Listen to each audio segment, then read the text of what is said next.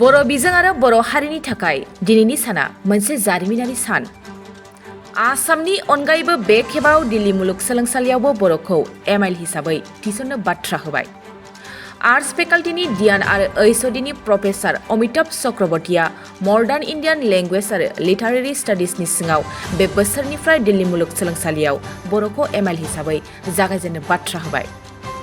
थारैनो बियो गोजौ सोलोंथाइ लाग्रा बर' फरायसाफोरनि थाखाय मोनसे जोबोरै गोजोनथाव खौरां जादोंदि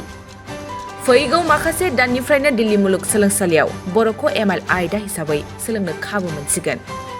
दिल्ली मुलुगसोलोंसालियाव बर' सोलोंथाइनि थाखाय गेस्ट फेकाल्टिखौ थिसननाय जागोन। अरायथा मासि सुफुंनो थाखाय दिल्ली मुलुगसोलोंसालिया सरकार आरो दुलाराय बर' फरायसा आफाद बर' थुनलाइ आफादा ओइसआरडि मन्थ्रिखौ नारसिननाय जागोन। मख'नो गोनांदि दिल्ली मुलुगसोलोंसालियाव बर'खौ थिसननाय एबा सिनायथि होनो हानाया एबसु आरो बिएसएसनि गेदेर थांखि। दिनै बे थांखिया मोगथाङाव जाफुंसारनायनि लामायाव फैबाय। थारैनो दिल्ली मुलुगसोलोंसालि बायदि हादरनि जौसिन सोलोंथाइ फसंथानाव बर'खौ एमआइएल हिसाबै मोननो हानाया बर' फरायसाफोरनि थाखाय जोबोरै खाफाल गोनां जागोन। मख'नो गोनांदि दिनै मेरे एबसुनि आफादगिरि दिपेन बर', लेङाइ आफादगिरि खोरोमदाव वारि,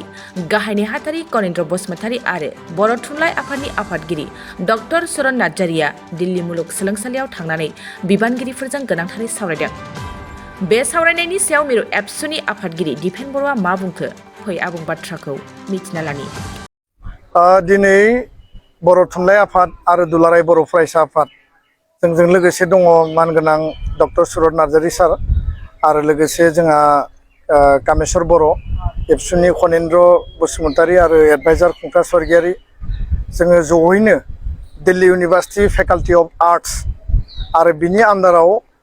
modern Indian languages and literary studies बे जि डिपार्टमेन्ट दङ बिनि जाय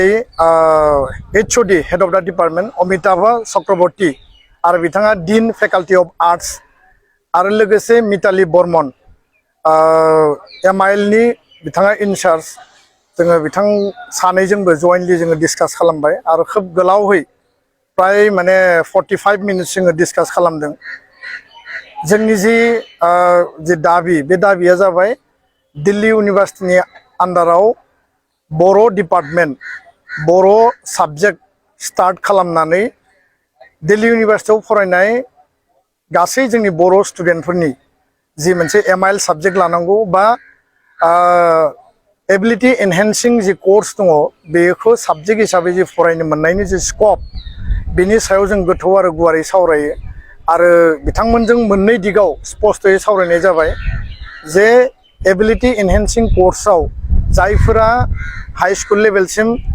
बर' मिडियामजों फरायदों बा कलेज आरो गुबुन लेभेलाव हायार सेकेन्डारि लेभेलाव बर' एमआइएल दंखायोमोन बिथांमोननि थाखायबो स्कप दङ आरो जायफोरा अल्टारनेटिभ इंलिश बा गुबुन गुबुन लादोंमोन नाथाय बिथांमोना बर' रायज्लायनो रोङोबा फरायो बे स्टुडेन्टफोरनि थाखायबो एबिलिटि एनहेन्सिं कर्स बेयाव एमआइएल हिसाबै लानायनि जि स्कप बेखौ बेयाव लानो हागोन।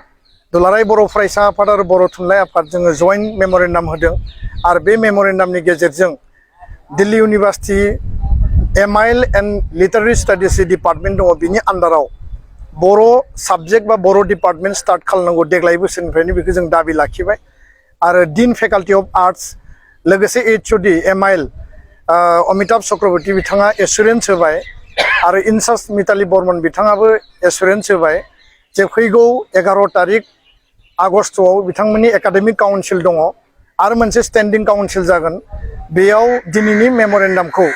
एनइपिनि आन्दाराव आरो इन्डियान लेंगुवेजेस रिकगनाइज लेंगुवेज बर' रावा जिहेतु रिकगनाइज लेंगुवेज बे हिसाबै एकाडेमिक काउन्सिलाव डिसकास खालामनानै बर' आयदाखौ एबिलिटि एनहेन्सिं कर्सआव सोसननायनि गेजेरजों बर' स्टुडेन्टफोरा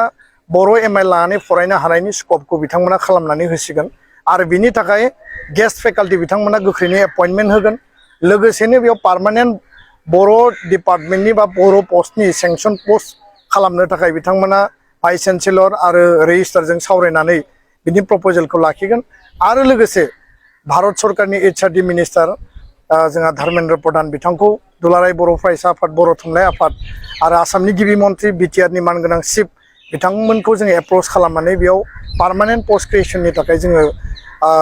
दाबि लाखिगोन नाथाय दिनै जोङो बर' हारिनि थाखाय बर' राव थुनलाइनि थाखाय गोजोनथावना आरो गोग्गाथावना दिनै सान होननानै बुंनांगोन गोलाव सम जोंहा मोनसे आसा आरो मिजिं दङमोन जोंहा मोनसे दाबि दङमोन दिल्ली इउनिभारसिटियाव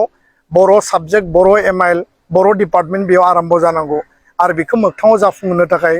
बर' थुनलाइ आफाद आरो एबसुनि जइन्ट जि डेलिगेसन टीम दिनै जों मेम'रेन्डामखौ होबाय